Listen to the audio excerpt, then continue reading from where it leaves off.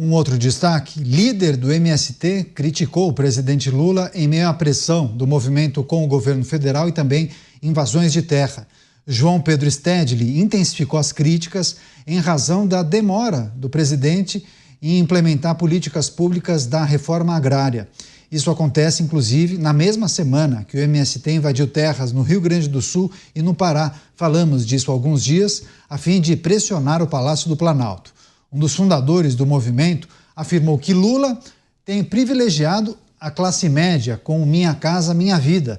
O governo alega limitações orçamentárias para atender os pleitos com maior rapidez e agilidade.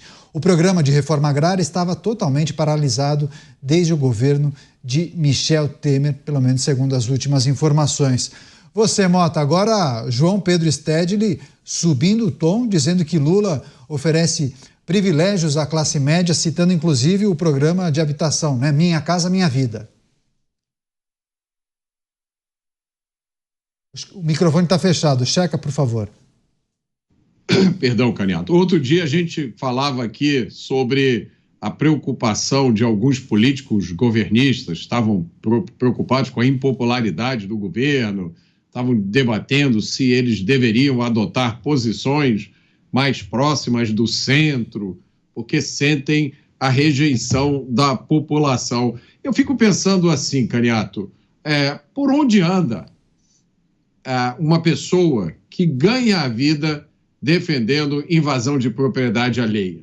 Porque eu ando pelas ruas, as pessoas vêm falar comigo, às vezes vêm criticar alguma posição minha, mas na maior parte do tempo vêm me elogiar, me cumprimentar, me agradecer por ter dito algumas coisas aqui que elas gostariam de dizer. Agora, por onde anda uma pessoa que vive defendendo invasão de propriedade dos outros? Não deve ser uma vida fácil. Imagina você fazer uma crítica como essa, né? Acusar o governo de querer agradar a classe média, né? Não foi isso que foi dito? A classe média que carrega nas costas a maior parte das despesas do Estado brasileiro. Se você tirar a classe média, você vai ter o socialismo. No socialismo, a classe média some. No socialismo só existem os pobres, que são a maioria, e os bilionários. Só que tem um pequeno detalhe, uma questão de nomenclatura. Quando você passa para o socialismo, você não usa mais a palavra bilionário, você fala o grande líder. Os grandes líderes são os bilionários do socialismo. Então, essa declaração mistura uma pobreza de ideias com uma desfaçatez de atuação política que eu tenho grande dificuldade de comentar mais do que eu já falei aqui. João Pedro Stedley está bravo com o presidente Lula, viu, Dávila? Dizendo que o presidente da República oferece privilégios à classe média, mas citando inclusive aquele programa de habitação Minha Casa Minha Vida, que oferece taxas mais módicas para as pessoas pagarem o financiamento, né? Fico pensando, o que será que ele pensa das demais pessoas, então? Canhato, por isso que aumentou 150% em relação ao ano passado, invasão de terra, para fazer pressão, para diminuir o juro da Minha Casa Minha Vida e para demitir, que eles querem a cabeça agora, do Paulo Teixeira, que é o ministro do Desenvolvimento Agrário. E aí eles também querem um cargozinho no INCRA, eles querem tomar conta do INCRA também. É um negócio inacreditável como é que um movimento clandestino, criminoso, usa esse poder para isso aí, para chantagear o governo. Tem que baixar agora juros de casa própria, tem que demitir o ministro, tem que dar mais lugar para a gente no governo aqui e colocar os nossos correligionários no INCRA. É um negócio inacreditável. Enquanto isso, o desrespeito à propriedade privada nesse país é escandaloso. É escandaloso em todos os setores. Você sabe que um dos maiores problemas que nós temos hoje aqui no Brasil, Caniato, ainda é regularização fundiária. Você não tem título de terra. É uma coisa inacreditável num país como o nosso. Por isso que a gente não consegue, por exemplo, ganhar dinheiro com crédito de carbono, porque como não tem titularização de terra, quem é que diz que ali está sendo plantada aquela árvore na terra degradada e que aquela propriedade é do Caniato? Não dá para saber. Então, assim, é uma coisa, é o desrespeito à propriedade privada no Brasil, é algo assustador. E é, sim, uma das coisas pela qual o capitalismo não funciona no Brasil. Você, delegado Palumbo, mais uma vez o MST aqui na pauta do programa. Agora, João Pedro Stedley, que não faz tanto tempo assim, viajou inclusive com a comitiva do governo para a China, agora está muito aborrecido, inclusive criticando o presidente da República. Gostaria de ver o imposto de renda dele para saber se ele pertence à classe média, à classe altíssima, à classe de bilionários, porque pobre ele não é. Ele não fica nos assentamentos de lona. Pode ter ficado um dia, mas não fica mais. O que a gente vê são líderes com caminhonetes importadas, morando bem e subjugando aqueles coitados que são iludidos com títulos de posse que nunca chega, título de propriedade que nunca chega, porque eles não têm interesse, porque senão perde o direito ao voto. Perde o direito ao voto não, né? Eles vão perder a manobra de voto que é feito. Isso aí é o famoso fogo amigo. Com um amigo desse, o governo não precisa de inimigo.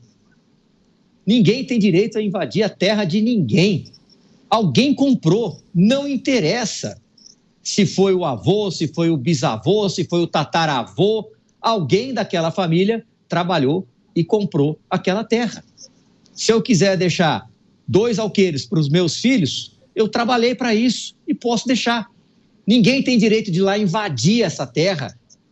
Ninguém tem direito de subjugar as pessoas, de acabar com o maquinário, acabar com a plantação, como a gente viu recentemente. Isso é chantagem de um movimento, como bem disse o Dávila, clandestino e criminoso.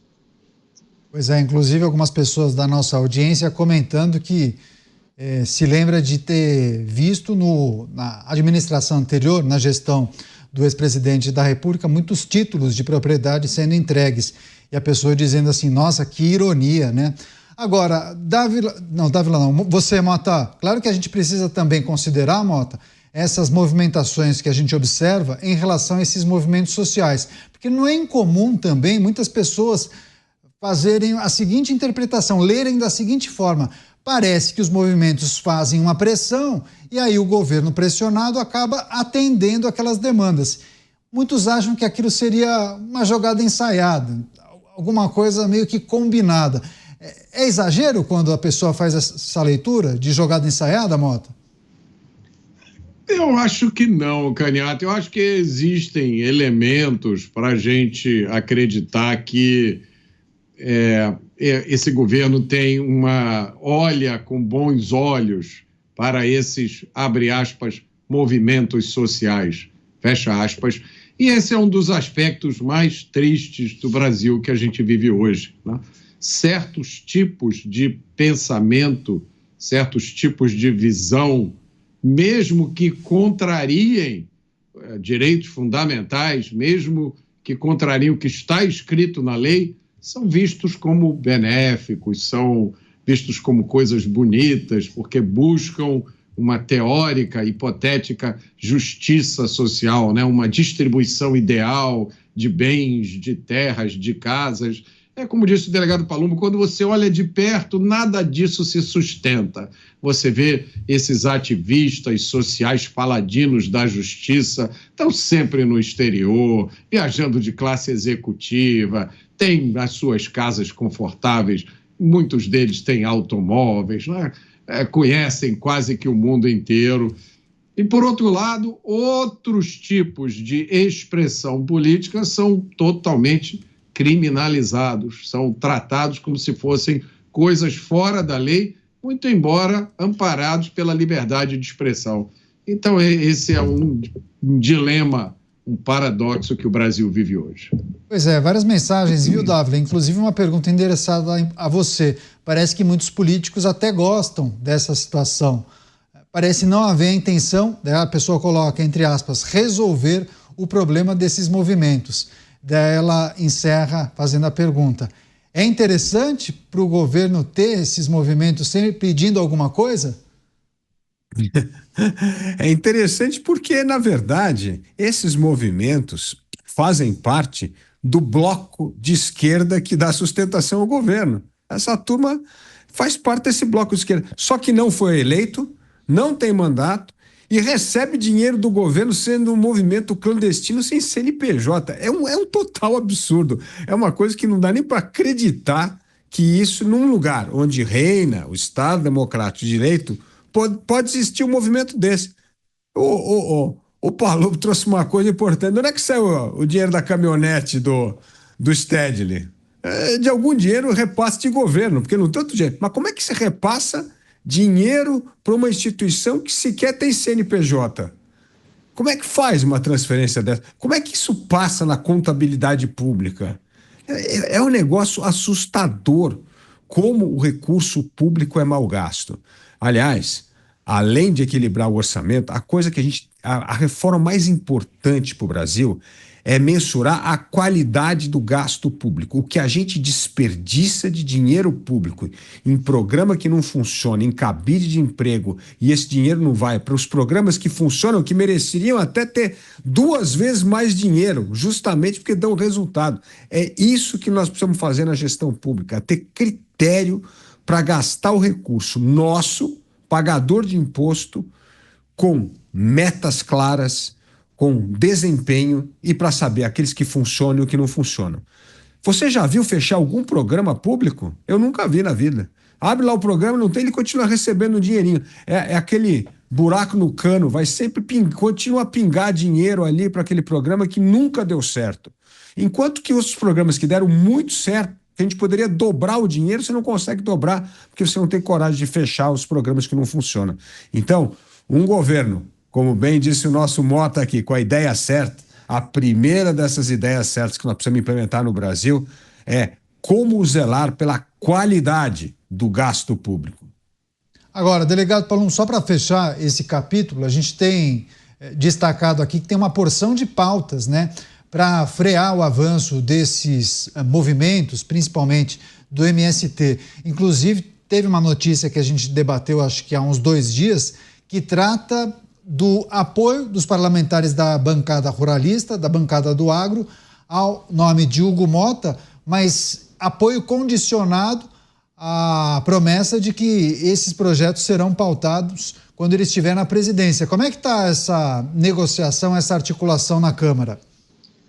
A bancada do agro é muito forte e provavelmente teve essa conversa assim, cada bancada teve a sua conversa em separado com o candidato Hugo Mota. Por exemplo, na segurança pública foi para que se pautasse projetos de interesse da nação, que não tem nada a ver com a pauta da direita e da esquerda, mas que se colocasse, porque as pessoas nos cobram constantemente nas ruas.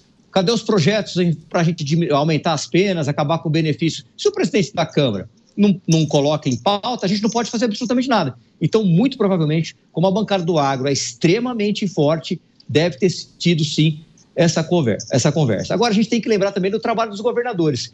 Eu duvido que este movimento invada alguma coisa no estado de São Paulo e no estado de Goiás, porque aqui nós temos governadores fortes que não vão permitir. Para onde eles vão? Para a Bahia, para outros estados que são complacentes, são recordistas em invasões, que não se faz absolutamente nada. Aliás, quando a polícia vai fazer, ela é punida por esse governador que tem a polícia como de governo e não de estado, Caniato.